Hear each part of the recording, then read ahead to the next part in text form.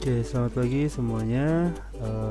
Hari ini kita masuk sesi kelima dan kita akan membahas tentang employee selection untuk recruiting and interviewing. Kita ke slide pertama. Analisa jabatan adalah sebuah proses untuk mengidentifikasi tugas-tugas, pengetahuan, keterampilan, dan kemampuan yang dibutuhkan untuk melakukan pekerjaan terkait dengan jabatan yang akan dianalisa. Perekrutan karyawan. Rekrutmen merupakan usaha untuk menarik orang dengan kualifikasi yang tepat sebagaimana ditentukan dalam analisa jabatan untuk melamar pekerjaan. Ada dua jenis perekrutan, yakni internal recruitment, yaitu mempromosikan seseorang yang berasal dari dalam organisasinya sendiri atau perusahaannya, dan external recruitment, yaitu mengkaji seseorang dari luar organisasi. Ada 10 metode perekrutan karyawan, yaitu yang pertama adalah media advertisement. Ada dua hal dalam media advertisement, yaitu yang pertama iklan surat kabar. Iklan koran biasanya meminta permohonan untuk merespon dalam salah satu dari 4 cara yang biasa digunakan, yaitu memanggil di mana pelamar diminta untuk menelepon ke perusahaan yang dinilai, apply in person, yaitu mengirimkan resume langsung perusahaan yang dituju, atau mengirim resume ke blind box. Hal ini dilakukan jika perusahaan tidak menginginkan identitas perusahaan diketahui secara umum. Yang kedua dari media advertisement ini ialah media elektronik, yaitu menggunakan media elektronik pada era globalisasi ini dirasa sangat efektif. Selain lebih rentang harga yang diberikan lebih variasi, iklan pada media elektronik lebih mudah diakses di berbagai situasi. Yang kedua ialah metode POP atau Point of Purchase. Metode ini merupakan metode memasang iklan lowongan pekerjaan di tempat-tempat pelanggan atau karyawan seperti jendela truk, papan pengumuman, restoran, dan sisi truk. Keuntungan metode ini adalah murah dan ditargetkan terhadap orang yang sering berbisnis. Namun kelemahannya adalah bahwa hanya segelintir orang yang melihat iklan ini. Lalu yang ketiga adalah recruiters. Recruiters ada dua cara atau dua metode. Yang pertama, campus recruiters.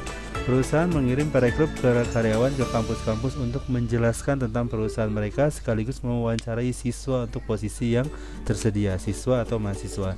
Perilaku dan sikap perekrut dapat mempengaruhi keputusan pelamar untuk menerima pekerjaan yang akan ditawarkan. Metode kedua ialah outsiders recruiters, yaitu perusahaan menyewa agen untuk merekrut karyawan sesuai dengan kompetensi yang diinginkan perusahaan. Biasanya untuk mengisi jabatan eksekutif atau pemimpin atau pimpinan, perusahaan akan menyewa agen. Metode yang keempat ialah employment agencies and search firm. Agensi tempat kerja. Perusahaan akan menyewa agen tenaga kerja apabila departemen HR kelebihan beban dengan pekerjaan atau jika sebuah perusahaan tidak memiliki individu dengan keterampilan dan pengalaman yang diperlukan untuk memilih karyawan dengan benar. Yang kedua ialah agen pencari eksekutif. Agen ini lebih dikenal dengan sebutan headhunters atau pemburu pimpinan, berbeda dengan agen tenaga kerja. Agen pencari eksekutif memiliki biaya yang lebih besar dan mencari orang-orang yang dibutuhkan dalam jabatan yang tinggi atau penting seperti eksekutif perusahaan, insinyur, atau jabatan lainnya yang sangat penting di suatu perusahaan. Yang ketiga ialah public employment agencies. Dirancang terutama untuk membantu pengangguran menemukan pekerjaan. Mereka sering menawarkan layanan seperti nasihat karir dan persiapan resume. Kalau di Indonesia ada mungkin rumah siap kerja dan lain sebagainya. Metode kelima ialah employee referrals. Cara lain untuk merekrut adalah dengan rujukan karyawan, di mana karyawan merekomendasikan anggota keluarga dan teman-temannya atau relasinya untuk lowongan pekerjaan tertentu. Metode ini efektif, namun tetap dipantau untuk memastikan bahwa ini merupakan rujukan atau rekomendasi dari perwakilan yang berkualitas. Yang keenam ada direct mail. Dengan menggunakan perekrutan direct mail, pemberi pekerjaan biasanya mendapatkan list mailing dan surat pertolongan atau brosur untuk orang-orang yang melalui surat. Contohnya, suatu perusahaan yang mencari orang untuk mengurusin irigasi, perusahaan tersebut sebelumnya mencari informasi mengenai orang yang dapat menjadi irigator. Setelah mendapatkan informasi, lalu mengirimkan brosur pekerjaannya ke orang-orang tersebut. Yang ketujuh, bisa metodenya melalui internet. Ada dua hal, yaitu employer atau base website. Organisasi menyediakan informasi mengenai organisasinya dan minimum persyaratan yang diperlukan untuk pekerjaan tertentu. Pelamar dapat mengunduh resume mereka, menjawab pertanyaan yang dibuat untuk menyaring pelamar yang tidak memenuhi syarat, dan tes karyawan. Langkah kedua adalah Internet Recruiters. Perekrutan dengan internet adalah perusahaan pribadi yang menggunakan situs daftar lowongan pekerjaan untuk ratusan organisasi dan resume untuk ribuan pelamar. Keuntungan menggunakan perekrutan dengan internet yaitu biaya yang sedikit dapat menjangkau lebih banyak orang. Namun kerugiannya ditimbulkan dari metode ini yaitu kita tidak tahu apakah pelamar tersebut memiliki kualitas yang benar-benar baik. Misalnya ada job street dan lain sebagainya. Kedelapan, metodenya ialah dengan melalui job fairs. Job fairs dilakukan salah satu dari 3 cara khas seperti berikut, yaitu yang pertama, banyak jenis organisasi memiliki stand di lokasi yang sama, jadi banyak pesaingnya. Lalu kedua, job fair di banyak organisasi berada dalam bidang yang sama dalam satu lokasi. Otomatis persaingnya lebih banyak untuk mendapatkan calon pekerja yang berkualitas. Dan yang ketiga, job fair dilakukan organisasi untuk diakui. Jadi kalau ada organisasi atau perusahaan mengikuti job fair, ya biasanya adalah organisasi atau perusahaan yang sudah besar. Langkah ke-9 ialah insentif. Ketika tingkat pengangguran rendah, organisasi harus mengambil langkah-langkah ekstra untuk merekrut karyawan. Salah satu tindakan ini adalah untuk menawarkan insentif bagi karyawan untuk menerima pekerjaan pada perusahaan tersebut. Meskipun insentif ini sering datang dibentuk bonus peningkatan keuangan, jenis insentif meningkat dalam popularitas. Yang ke-10 ialah evaluating the effectiveness recruitment strategies. Mengingat sejumlah sumber rekrutmen potensial, penting untuk menentukan sumber yang terbaik yang akan digunakan. Jika hasil iklan surat kabar di 100 pelamar dan hasil in-store masuk 20 pelamar, iklan surat kabar dapat dianggap sebagai metode yang lebih baik. Metode kedua untuk mengevaluasi keberhasilan kampanye perekrutan adalah mempertimbangkan biaya per permohon atau per pelamar. Meskipun metode evaluasi biaya per permohon ada perbaikan pada metode applicant yield, sebuah organisasi mungkin menerima sejumlah besar pelamar dengan biaya relatif rendah per pemohon, tapi tidak mungkin memenuhi syarat untuk pekerjaan tersebut. Oke, kita masuk ke slide berikutnya, yaitu Realistic Jobs Review atau sering disingkat RJP. RJP merupakan salah satu metode rekrutmen. RJP memberikan penaksiran yang jujur mengenai pekerjaan. Contohnya, misalnya di kantor ini bidang accounting dan marketingnya sering bermasalah. Apakah kamu yakin akan dapat mengatasi konflik yang terjadi di antara mereka jika kamu menjadi HRD di sini? Ini contoh pertanyaan dari tim HRD-nya. Nah, realistic job reviews ini ada variasinya, yaitu disebut dengan expectation lowering procedure yang fungsinya menurunkan harapan pelamar tentang pekerjaan dan harapan secara umum. Nah, kita masuk ke employment interview. Ada 3 metode atau tipe-tipe interview. Yang pertama struktur, yaitu semua pelamar diberikan pertanyaan yang sama dan memiliki standarisasi skor. Yang kedua itu adalah style. Gaya dalam interview ditentukan oleh jumlah interviewer dan jumlah interviewee. Terdapat 5 jenis, yaitu one-on-one, serial, pattern, panel, dan group. Lalu yang ketiga adalah medium, terdiri dari 4 jenis, yaitu face-to-face, telepon, video conference, dan written. Ini tipe-tipe interview yang biasa dilakukan di tempat kerja. Interview terstruktur lebih valid daripada yang tidak terstruktur karena berdasarkan pada analisis pekerjaan atau jabatan. Nah, bagaimana cara membuat interview yang terstruktur? Yang pertama ialah menentukan KSAO. Kita minggu lalu sudah belajar tentang KSAO, jadi tidak akan saya jelaskan lagi di sini. Menentukan KSAO yaitu langkah pertama dengan membuat analisis pekerjaan dan menulis secara rinci mengenai deskripsi pekerjaan. Langkah kedua yaitu menentukan cara terbaik untuk mengukur kemampuan pelamar berdasarkan analisis pekerjaan. Langkah kedua ialah menuliskan pertanyaan interview. Tulis apa saja pertanyaan interview yang akan diajukan kepada si pelamar nantinya. Ketiga ada clarifier. Clarifier yaitu mengklarifikasi informasi yang terdapat pada resume. Jadi ditanya dulu benar namanya siapa, tinggalnya di mana, lalu pendidikan terakhirnya apa misalnya. Terus dilanjutkan dengan disqualifier. Disqualifier adalah pertanyaan yang harus dijawab. Tujuannya untuk menentukan pelamar memenuhi syarat atau tidak. Jadi ada list pertanyaan yang harus dijawab oleh si pelamar. Yang berikutnya adalah skill level determiners, yaitu mengukur tingkat keahlian dan kemampuan pelamar.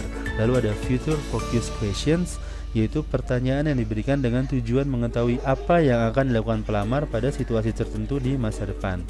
Jadi 10 tahun lagi kalian mau jadi apa sih, misalnya 5 tahun lagi kalian ingin di posisi apa, itu contoh dari pertanyaannya. Lalu ada past focus questions, pertanyaan yang diberikan dengan tujuan mengetahui kemampuan problem solving pelamar pada masalah-masalah yang dihadapi di masa lalu. Jadi misalnya pernah nggak ada permasalahan masa lalu dan bagaimana cara kalian mengatasinya, misalnya pernah nggak berkonflik dengan teman kerja, nah bagaimana cara menghadapi konflik tersebut. Selanjutnya adalah organizational fit questions, yaitu untuk mengetahui apakah pelamar akan cocok pada situasi di organisasi tersebut. Dan yang terakhir ialah membuat kunci skor untuk jawaban interview. Nah, ini dapat dilakukan dengan cara seperti right or wrong approach, typical answer approach, dan key issues approach. Kita masuk ke conducting the structural interview. Jadi bagaimana langkah melakukan wawancara yang struktur. Yang pertama ialah membangun hubungan dengan si pelamar. Jadi hubungi pelamarnya, jadi lebih kenal siapa namanya, tinggalnya di mana, dan lain sebagainya. Lalu buat janji kapan akan melakukan interview. Yang kedua, jelaskan tipe pertanyaan dan poin-poin yang akan dinilai. Jadi biasanya kalau kalian nanti melamar pekerjaan ada tuh suruh gambar lah, suruh bikin apa lah, jadi suruh membuat sesuatu oleh HRD-nya. Nanti poin-poin ini akan dinilai dan ajukan pertanyaan kepada si pencari kerja. Nah, keterampilan dalam mencari kerja penting untuk diketahui, untuk kalian ketahui, menguasai keterampilan diperlukan untuk mendapatkan suatu pekerjaan. Yang pertama yaitu berhasil bertahan pada proses wawancara. Ada penelitian dan pengalaman keduanya menunjukkan bahwa pelamar dapat melakukan beberapa langkah untuk meningkatkan skor wawancaranya. Salah satu yang paling penting dari langkah ini adalah untuk mendapatkan pelatihan tentang cara mewawancarai. Penelitian oleh Maurier dan rekan-rekan menunjukkan bahwa pelatihan tersebut dapat meningkatkan skor pemohon wawancara terstruktur. Menerima pelatihan wawancara dan berarti keterampilan wawancara adalah cara yang baik untuk mengurangi kecemasan pada saat kalian mengikuti wawancara. Jadi bisa latihan dengan keluarga, dengan teman, dan lain sebagainya. Yang pertama, agar kalian berhasil dalam proses wawancara, yang pertama ialah perhatikan penjadwalan wawancara. Bagaimanapun, ketika kalian misalnya diundang wawancara lalu kalian datang telat gitu ya, datangnya tidak tepat waktu, maka skor kalian kemungkinan akan lebih rendah dibandingkan dengan